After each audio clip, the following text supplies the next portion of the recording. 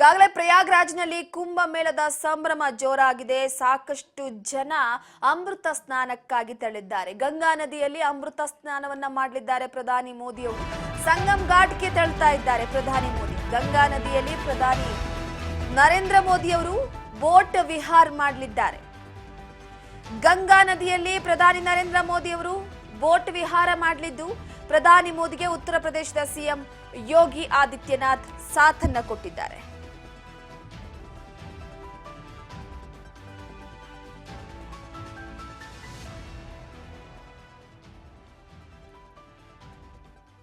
जब पूरी दुनिया देखेगी कि कैसे धर्मपरायण स्वरूप में, कर्तव्यपरायण स्वरूप में, एकनिष्ठ भाव से, सत्यनिष्ठ भाव से प्रधानमंत्री नरेंद्र मोदी 2047 तक भारत को एक आत्मनिर्भर भारत बनाने के लिए कृत संकल्प है और उसी संकल्प की सिद्धि का ये महायज्ञ है और ये उसी की अभ्यर्थना होगी, ये उसी की पूजा होगी, ये उसी की आराधना होगी।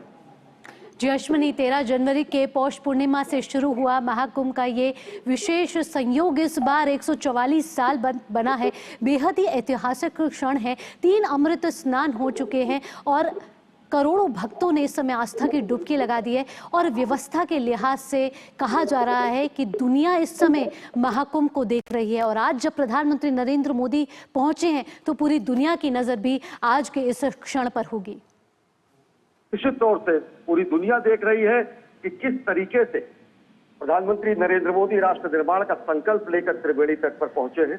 पूरी दुनिया देख रही है कि किस तरीके से हमारी संस्कृति जो प्रणवंतो विश्वमाजन कहती है, हमारी संस्कृति जो धर्मो रक्षति रक्षिता कहती है, हमारी संस्कृति जो विश्व बंधुत्व का महादान करती है, हमारी संस्कृति जो संपूर्ण विश्व के कल्याण की बात करती है, हमारी संस्कृति जो सर्वे भवन्तु सुखदा की बात करती है, हमारी संस्कृति जो ओम यंतु दद्यो वर्षंतु पर्जन्य की बात करती है, हमारी संस्कृति जो नर में नारायण का स्वरूप देखती है, हमारी संस्कृति जो प्रकृति की पूजा करती है, हमारी संस्कृति जो दरिद्र नारायण में देव स्वरूप देखती है, उस दरिद्र नारायण के स्वरूप को देखते हुए, उस नर नारायण के स्वरूप को देखते हुए, उस नरोत्तम स्वरूप में प्रधानमंत्री नरेंद्र मोदी राष्ट्र निर्माण के संकल्प को लेकर आज पहुंचे हैं और त्रिवेणी तट पर वो स्नान करेंगे और ध्यान करेंगे, पूजा अर्चना करेंगे, त्रिवेणी पूजन करेंगे, अर्चन करेंगे, अभिनंदन करेंगे और निश्चित तौर से राष्ट्र निर्माण का आह्वान करेंगे कोटि कोटि भारतवासियों की ओर से।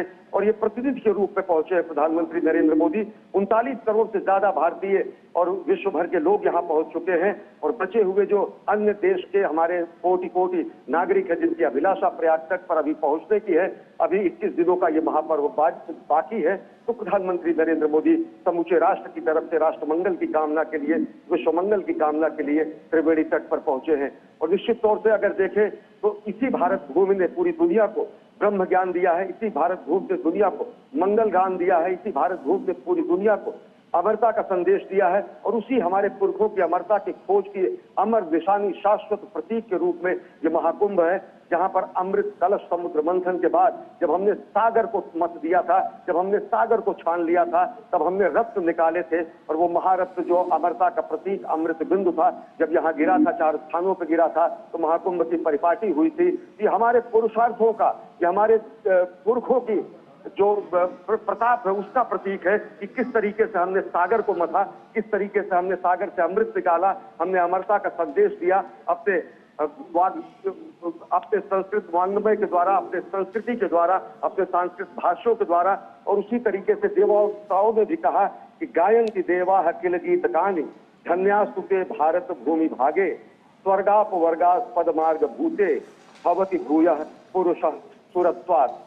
स्वर्ग में देवगण भी यही निरंतर गान करते हैं कि जिसने भारतवर्ष में जन्म लिया है वो पुरुष हम देवताओं से भी ज्यादा बड़भागी है, सौभाग्यशाली है, क्योंकि उसे भारत की इस देवधरा पर, धर्म धरा पर जन्म लेने का अवसर प्राप्त हुआ है। और हमारे पुरखों ने ही बहुत पहले ही जब सागर को मथा था तो भारत की भौगोलिक सीमाओं को अभिन्यास करते हुए कहा था कि उत्तरम यत् समुद्रश्च हिमाद्रश्च व दक्षिणम वर्षम तद भारतम नाम भारतीय यत्र संस्कृति। यानी कि दुनिया के लोग जब राज्य संकल्पना, जब राष्ट्र राज्य की संकल्पना भी नहीं थी, तब हमारी भौगोलिक सीमाओं को, हमारी आध्यात्मिक सीमाओं को, हमारी धार्मिक सीमाओं को, हमारी पुरुषार्थ की सीमाओं को व्याख्यायित करते हुए, हमारे पहचान को, हमारे अभिमान को स्थापित करते हुए भारतवर्ष और यहाँ के संतति को भारतीय कहा गया। प्रधानमंत्री नरेंद्र मोदी पहुंचे हैं तीर्थराज प्रयागराज। तीर्थराज प्रयागराज यानी सभी तीर्थों का राजा, सभी तीर्थों का सम्राट, और जिसके लिए प्रशस्ति पूरे संस्कृत वांग्मय में की गई है। मंत्रदृष्टाओं में जिसके अभिनंदन में गीत लिखे हैं, अभिनंदन में श्लोक लिखे हैं। कहा गया है कि श्रुति प्रमाणम, स्मृत्या प्रमाणम, पुराणमप यत्र परम प्रमाणम, यत्रास्ति गंगा यमुना प्रमाणम, स तीर्थराजो जयति प्रयाग। यानी जिनकी महत्ता के विषय में वेद प्रमाण है, स्मृतियां प्रमाण है, पुराण जिनका प्रमाण देते हैं, और सबसे बड़ी बात जहां गंगा और यमुना जिसकी महत्ता का स्वयं प्रमाण देते हैं, ऐसे तीर्थराज प्रयाग की जय हो। और ऐसे ही तीर्थराज प्रयाग की जयकार करने के लिए, जयनाद करने के लिए, भारत भारतीयता का अनहद नाद करने के लिए प्रधानमंत्री नरेंद्र मोदी पहुंच चुके हैं त्रिवेणी तट पर। यमुना के रास्ते मां गंगा, यमुना और सरस्वती के संगम की तरफ अभिमुख है। और जहां पर आप देखें कि अगर यमुना से मिलने के लिए मां गंगा अपनी धारा बदल देती है, मां गंगा यहाँ पर दक्षिण गामनी हो जाती है।